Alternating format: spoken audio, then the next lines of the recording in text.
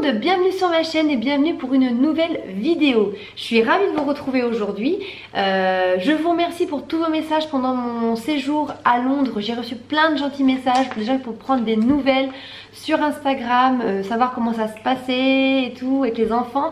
Donc merci beaucoup pour tous ces gentils messages. J'ai pas pu répondre à tout le monde parce que quand on est là-bas, on n'est pas forcément tout le temps connecté sur notre portable et donc je m'en excuse si j'ai pas fait bien mon travail pendant ces quelques jours, mais bon, n'hésitez pas à vous abonner si c'est pas fait, à mettre des pouces en l'air, ça m'encourage. Donc là je vais reprendre l'activité sur ma chaîne. J'étais un peu en stand-by pendant une 8-10 jours, mais c'est reparti. Alors comment ça s'est passé d'une manière générale? D'une manière générale, honnêtement ça s'est quand même très bien passé, hein. Je vais pas vous mentir là-dessus, ça s'est quand même très bien passé.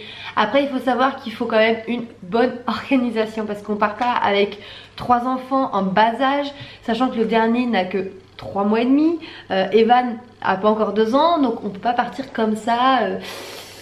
Il faut quand même bien tout prévoir. Donc moi j'avais emmené les couches, le lait, tout ce qu'il fallait dans la valise. On est quand même limité en place. Donc je disais il faut une bonne organisation, mais on s'en est pas trop mal sorti. Je vais pas vous dire que tout a été que magie. Forcément il y a des moments où quand vous vous rendez compte que vous pouvez pas prendre le métro avec la poussette, là vous stressez. Donc ce qui s'est passé en fait à l'aller, c'est que ça a été compliqué. On a pris le train Ouigo d'Angoulême direction Paris. Tout s'est très bien passé, sauf qu'arrivé à Paris, on a malheureusement pas pu prendre le métro parce qu'on avait la poussette double et la valise, et qu'à l'entrée des escalators on a demandé à des gens qui travaillent là-bas s'il y avait un accès avec un ascenseur, et on ne pouvait pas prendre, il n'y a pas d'ascenseur en fait à Montparnasse, il n'y avait pas d'ascenseur. Et du coup on n'a pas pu prendre l'escalator parce qu'il y a des espèces de gros poteaux en métal et on ne pouvait pas passer avec la poussette, on ne pouvait rien faire. Donc du coup on était obligé de se rabattre sur le bus. Comment vous dire, avec la valise, un gros sac, la poussette, on savait pas la voie au départ, c'était un peu la panique sur le moment, j'avoue. Moi il n'y aurait pas eu Bastien, clairement j'aurais paniqué. Et c'est surtout qu'on avait un impératif parce qu'on reprenait l'Eurostar derrière. Donc logiquement on avait un peu plus d'une heure et demie devant nous, on aurait dû être large en passant avec le métro, sauf qu'avec le bus, c'était pas pareil, donc on a raté notre train. On a raté l'Eurostar tout simplement, on a raté l'Eurostar de 15 minutes à peu près. On est arrivé à l'hôtel à minuit, on était parti à midi, donc on a mis 12 heures de trajet. Voilà, donc on aurait dû mettre genre 5 heures, on a mis 12 heures. Donc dans l'ensemble ça ne nous a pas démoralisé non plus, ça nous a surtout un peu fatigué parce que bon il faisait quand même vachement froid, la fatigue et tout à minuit. Mais les petits ont été mignons, franchement, là-dessus on est vraiment contents. Donc les nuits se sont très bien passées là-bas, on a tous dormi dans la même chambre. Et Evan était ravi de dormir dans des lits doubles, des lits jumeaux. Ils étaient super contents. Comme je dis, on n'a jamais vu Evan se coucher aussi vite de notre vie. Ici on galère des fois, là-bas on le couchait, il se tournait direction le mur et en 5 minutes il dormait. C'était magique. Arthur a très bien dormi aussi, nous aussi, l'hôtel était super bien. L'hôtel c'est le Saint... Attends, je sais plus, je vous mets le nom juste ici de l'hôtel. C'est un super hôtel, franchement. Alors c'est pas non plus des trucs de fou, hein, haut de gamme, mais c'était très propre, l'accueil était génial. Les salles de bain étaient un peu petites mais ça allait nickel. Vous pouviez mettre votre poussette à l'accueil en bas, vraiment super bien. Donc voilà, le séjour en général s'est très bien passé, on en tient que du positif, hein. Après comme je dis c'est fatigant parce que faut marcher toute la journée, il faut tout le temps être attentif aux enfants parce qu'on est quand même en pleine ville. J'avais fait des petits badges que j'avais mis sur les manteaux des enfants, donc j'ai eu cette idée la veille avant de partir. Je me suis dit même si on a nos enfants tout le temps à l'œil, il suffit d'une fraction de seconde et hop ils peuvent s'échapper ou alors ils peuvent se perdre.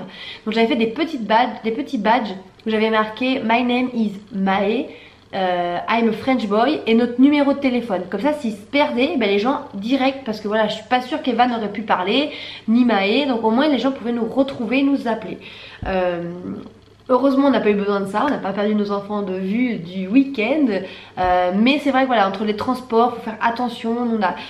On est toujours à 300% j'ai envie de dire. Donc on a quand même pu tout faire avec eux. On a pris quand même le RER, on a pris le bus, on a vraiment tout fait. On a pas mal marché le premier jour. Maya était très courageux même s'il était assez fatigué. Heureusement que j'avais mis des collants sous les pantalons des enfants. Alors non pas que Maya ait eu froid parce que comme je vous dis lui il a beaucoup marché, mais c'est plus Evan que je pense qui a souffert du froid. Même si comme on dit il a pas fait si froid que ça, mais je pense que d'être comme ça statique dans la poussette toute la journée, parce que lui il était à l'avant de la poussette, donc il avait les gants, les écharpes, le manteau, le bonnet. Je pense qu'il avait quand même froid parce que lui on le pousse toute la journée, il bouge pas, il a pas d'activité, donc pour lui c'était pas facile. Il s'est endormi plein de fois dans la poussette, mais il a pas mal ronchonné quand même lui aussi, surtout en fin d'après-midi. Arthur, honnêtement on ne l'a pas entendu de la semaine, il a dormi tout le temps. La poussette, même si elle est hyper lourde, hyper encombrante, qu'elle n'est pas forcément super bien à pousser, pour le côté pratique pour les bébés où ça s'allonge complètement derrière, où vous pouvez tout relever, ça fait comme un petit lit mobile en fait pour les enfants.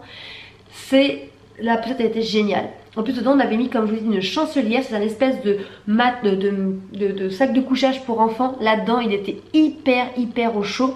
Pour vous dire, on lui mettait pas de manteau dedans, il était en pyjama. On mettait la chancelière avec une couverture, il était chaud à chaque fois parce qu'on l'avait mis le manteau une fois, il était trempé dedans. Donc on a dit ça sert à rien de lui mettre un manteau. Donc il a dormi tout le séjour, on ne l'a pas entendu se réveiller pour manger. On a toujours mangé au chaud, toujours à l'intérieur. Donc lui il a été un amour, on ne l'a pas entendu et il n'a pas vu. Pourquoi mon ordinateur fait ça? Je sais pas pourquoi. On ne l'a pas entendu du séjour, c'était magnifique pour lui. On a adoré le marché de Noël, je crois que c'était notre plus beau souvenir là-bas, c'était magnifique. Un marché à n'en plus finir, c'était immense. On a eu un peu de pluie à ce moment-là, mais on a pu se mettre à l'abri, c'était... Voilà, c'est des souvenirs qui resteront de nous cinq, hein, qui malheureusement, Evan ne s'en rappellera sûrement pas, Arthur pas du tout, mais j'espère qu'il s'en souviendra. Et donc du coup ça nous a pas effrayés pour partir ailleurs. Au mois de janvier on va aller faire nos passeports. Je pensais que les passeports pour les enfants étaient aussi chers que pour les adultes, mais non, en fait je me suis renseignée, les enfants c'est 17 € le passeport. Donc en fait j'ai dit à mon mari, fallait pas que je vois ça parce que du coup je vais aller faire les passeports pour les enfants et pour nous. Et cet été on va partir. Alors on partira pas forcément très loin, genre à 10 heures d'avion, parce qu'il faut pas non plus...